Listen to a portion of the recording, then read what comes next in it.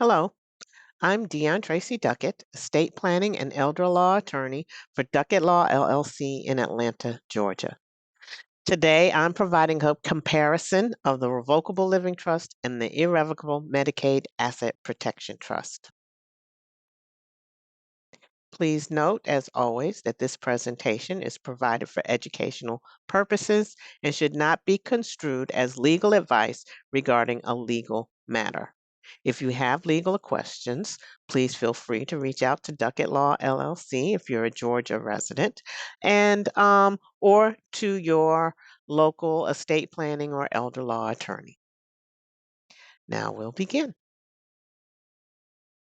I will be providing a side-by-side comparison of the Revocable Living Trust and the Irrevocable Medicaid Asset Protection Trust. Please note that there are many different types of trusts that have many different types of purposes. So today we are specifically talking about the Medicaid Asset Protection Trust, which is one type of irrevocable trust.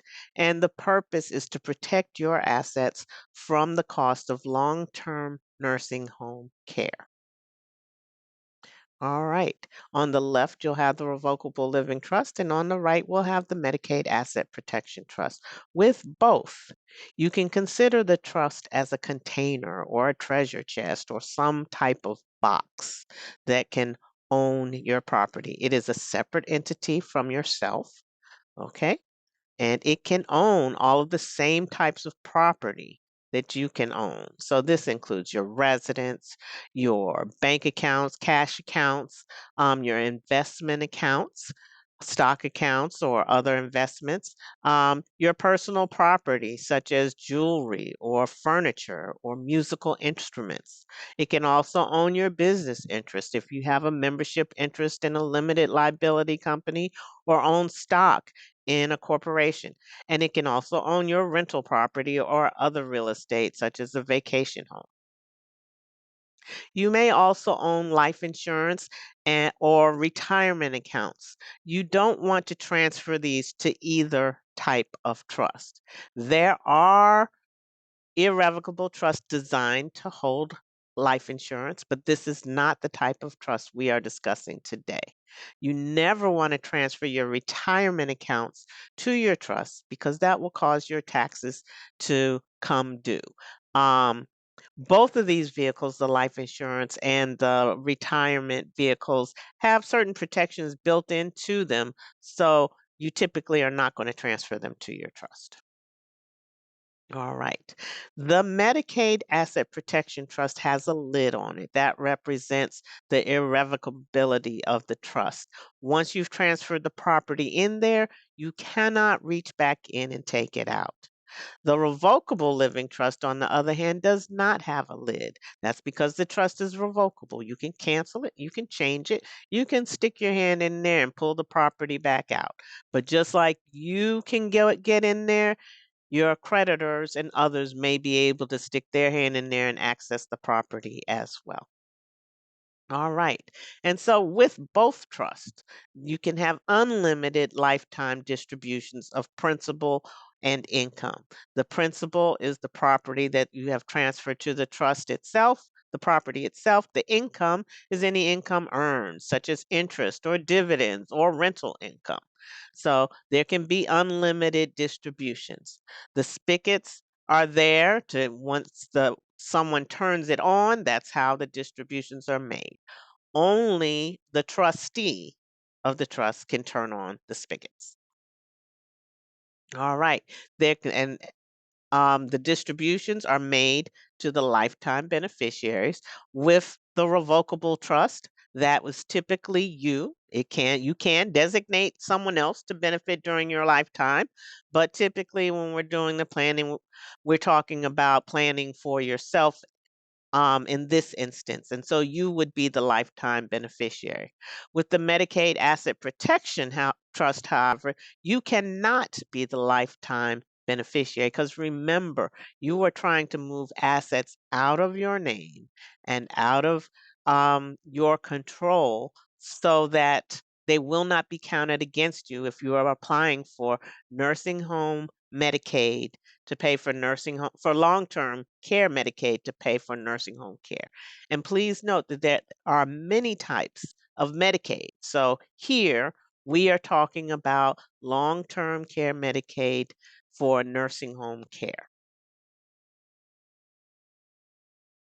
All right. And here we have a trapdoor with both trust. And that's how the where the property comes out after your death and it's distributed through the trapdoor by your death trustees.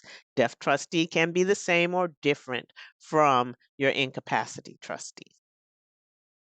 Okay. And your death beneficiary, so it'll be distributed through the trapdoor to your death beneficiaries. Your death beneficiaries can be individuals or you can leave it in trust for individuals if you want to provide that creditor protection for those beneficiaries.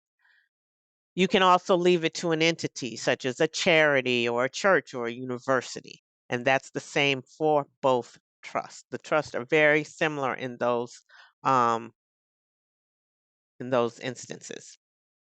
Only the trustee can turn on the faucet to distribute principal or income during your lifetime or after your death.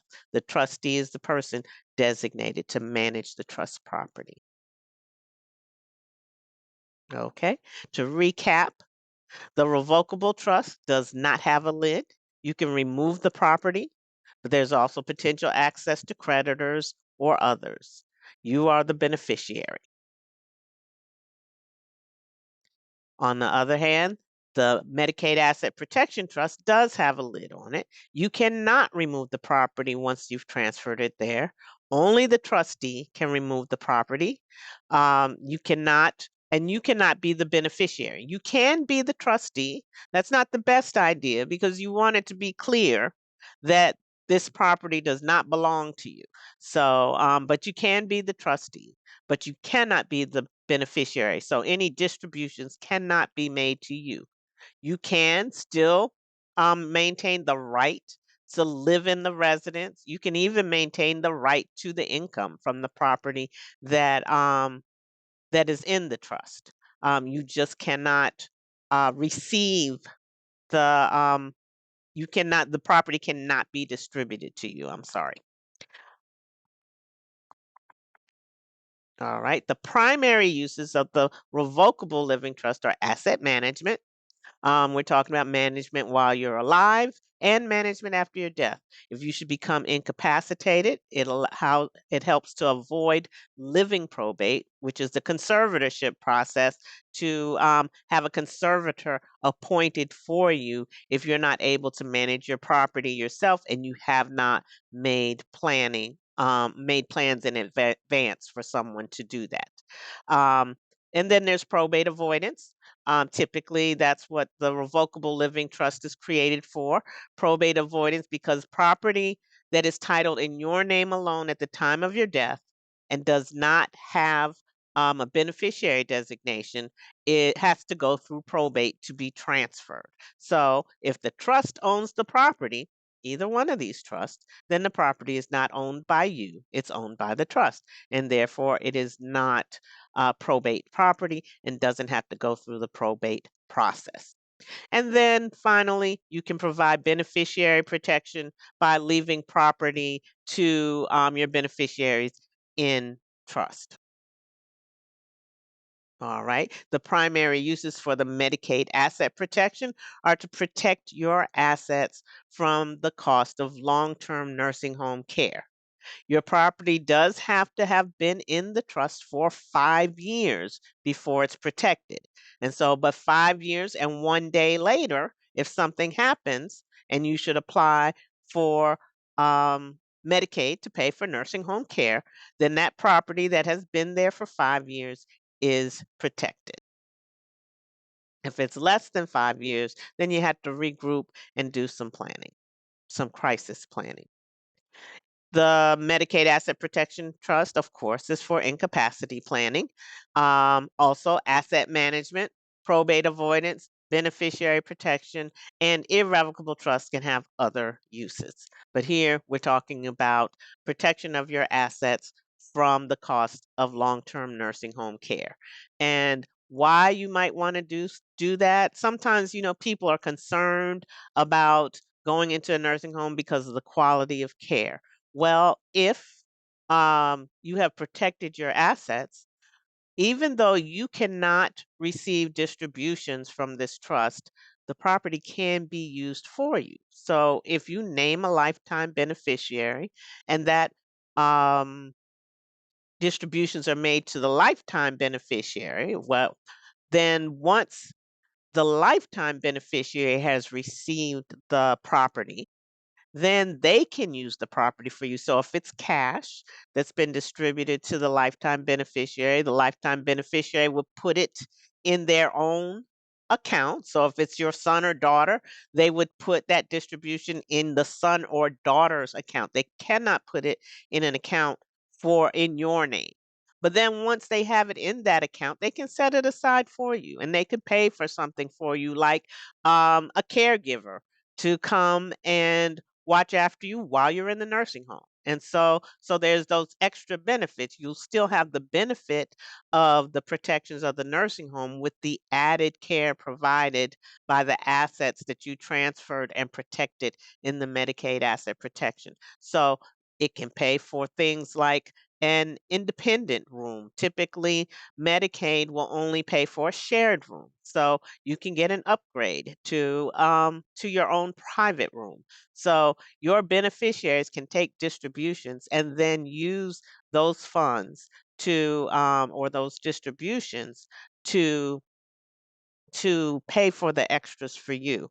Um, and if you haven't gone into a nursing home, they can still do that. If you are um, living in your house and your house needs a new roof, they can take those distributions once it's in their name and pay for the new roof for the house. So, those are the benefits of the Medicaid Asset Protection Trust. Again, the property has to be in there for 5 years before it is protected. You cannot be the beneficiary. You can be the trustee, but that's not the best way to do it. And once that property's been in there for 5 years, it avoids the look back period. And if you should have to apply for long term care nursing home Medicaid, if you have to go into a nursing home, then that property that you've set aside over 5 years ago in the Medicaid Asset Protection Trust will be protected. I hope that this information is useful. And if you should need assistance, please feel free to call Duckett Law to schedule a consultation. We're located in Southwest Atlanta on Campbellton Road. Our telephone number is 404 349 2220.